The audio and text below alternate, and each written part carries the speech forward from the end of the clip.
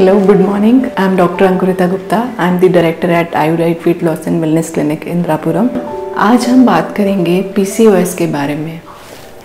PCOS basically क्या है, इसको हम कैसे ट्रीट कर सकते हैं, इसकी डाइट क्या होनी चाहिए, इसमें हम क्या आयुर्वेदिक हर्ब्स दे सकते हैं, हम क्या लाइफस्टाइल चेंजेस कर सकते हैं, आज हम उस बारे में बात करेंगे। तो PCOS एक ऐसी प्रॉब्लम है जिसमें बेसिकली जो लेडीज़ हैं उनमें ओवरीज में मल्टीपल फॉलिकल्स या मल्टीपल सिस्ट हो जाती हैं। बेसिकली क्या होता है कि हर मंथ लेडीज़ जो होती हैं वो उनके पास 2 ओवरीज होती हैं जिनसे ऑल्टरनेट मंथ में, मतलब एक मंथ में एक ओवरी से एक एग निकलता है, नेक्स्ट मंथ में नेक्स्ट ओवरी से निकलता है। बट जब ये प्रॉब्लम हो जाती है जो कि हार्मोनल इम्बैलेंस की वजह से होती है, रॉन्ग लाइफस्टाइल की वजह से होती है, तो उसमें ओवरीज में मल्टीपल फॉलिकल्स बन जाते हैं जो इधर फ्लूइड वाले भी हो सकते हैं, फाइब्रोसिस भी हो सकता है। तो वो जो फॉलिकल्स हैं वो क्या करते हैं, वो ओवम को शेड नहीं होने देते, उससे पीरियड्स नहीं आते। तो जो फर्स्ट कंप्लेंट होती है पीसीओडी में वो होती है कि पीरियड्स नहीं आए, 2 महीने 4 महीने 6 महीने का गैप हो गया और पीरियड्स नहीं आए। तो फर्स्ट जो इरेगुलर मेंसेस की प्रॉब्लम है वो बेसिकली इसलिए हो रही है क्योंकि जो हार्मोनल इम्बैलेंस है उस क्यों हो रही है ये सिस्ट, जो फीमेल है उसमें जो मेल हार्मोन्स होते हैं जिसे हम एंड्रोजन्स बोलते हैं, उनकी मात्रा ज़्यादा हो जाने से जो नॉर्मल साइकिल है पीरियड्स की वो डिस्टर्ब हो जाती है और उसी वजह से PCOS की प्रॉब्लम होती है।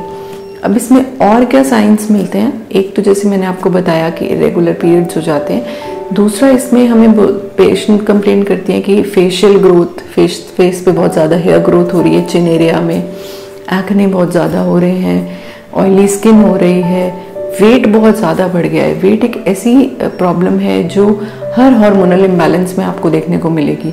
तो PCOS क्योंकि एक हार्मोनल इम्बैलेंस है और वेट इसमें इसलिए बढ़ जाता है क्योंकि जो PCOS है उसमें बॉडी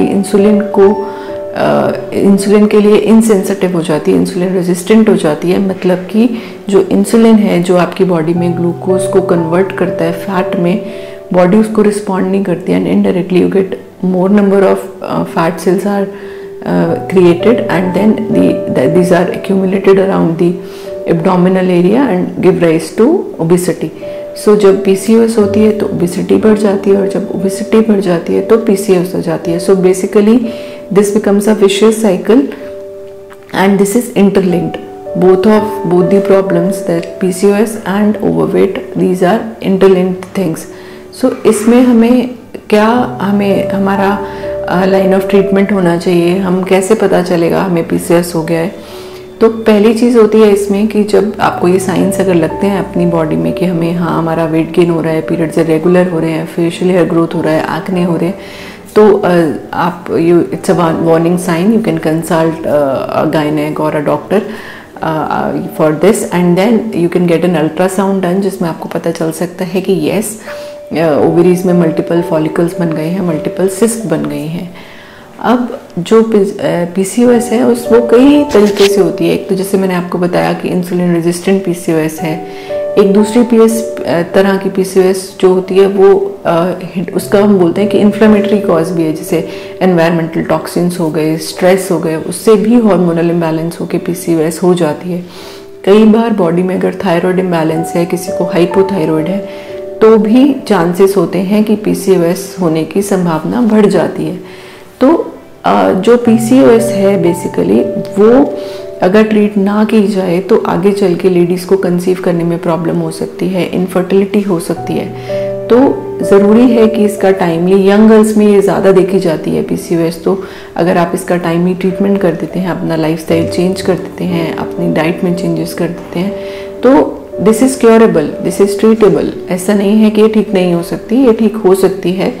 आयुर्वेद में भी इसके लिए बहुत अच्छी मेडिसिन हैं जिससे हम इसको ट्रीट कर सकते हैं, हम इसमें सुधार ला सकते हैं, हम पीरियड रेगुलर करा सकते हैं। तो उसके लिए आप मुझे कॉल कर सकते हैं या अपने नियरेस्ट जो भी आपके आसपास आयुर्वेदिक डॉक्टर हैं, डाइटिशियन हैं, आप उनको कंसल्ट करके इस बारे में जान सकते हैं। अब हम बात करेंगे इसमें हम क्या डाइटरी चेंजेस करें या हम क्या इसमें लाइफस्टाइल चेंजेस करें जिससे हमारी ये प्रॉब्लम ठीक हो जाए। तो पहली चीज़, अपनी डाइट से आपको शुगर और रिफाइंड कार्बोहाइड्रेट्स को हटाना है। तो अब शुगर अपनी डाइट से आप कंप्लीटली हटा देंगे, क्योंकि जो भी आप रोटी वगैरह भी खाते हैं उससे आपको ग्लूकोज मिल जाता है। तो ये मत सोचिए कि हम शुगर नहीं लेंगे तो वीकनेस आ जाएगा। शुगर आप अपनी डाइट से हटा दीजिए। रिफाइंड कार्बोहाइड्रेट्स का मेरा मतलब है मैदा, सूजी, प्रोसेस्ड फूड्स, ये सब अपनी डाइट से हटा दीजिए।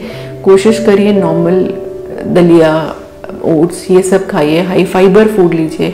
जितना ज़्यादा आप फाइबर लेते हैं उतना ज़्यादा बॉडी में टॉक्सिन्स निकल जाते हैं, क्योंकि आयुर्वेद ये कहता है कि बीमारियों का जो मेजर कारण है वो है आम की प्रोडक्शन। आम मीन्स टॉक्सिन्स। तो जब आप गलत खाते हैं तो उससे अनडाइजेस्टेड फूड रह जाता है, which we call it as ama, and this give rise to blockage of channels and thus the hormonal imbalance and other problems happen. तो आप अपनी डाइट में ये चेंजेस करेंगे। इसके अलावा हाई फाइबर फूड लेंगे, प्रोटीन रिच डाइट लेंगे। आप दालें हैं, सोया है, प्रोटीन है, पनीर है, ये अपनी डाइट में इंक्लूड कर सकते हैं। This is a good source of protein and this give rise to like you know weight भी कम होगा आपका, और नॉर्मली जो आपको क्रेविंग्स होती हैं वो भी कम हो जाएंगी। अपनी डाइट से आप कैफीन, अल्कोहल, स्मोकिंग ये कम्प्लीटली हटा देंगे।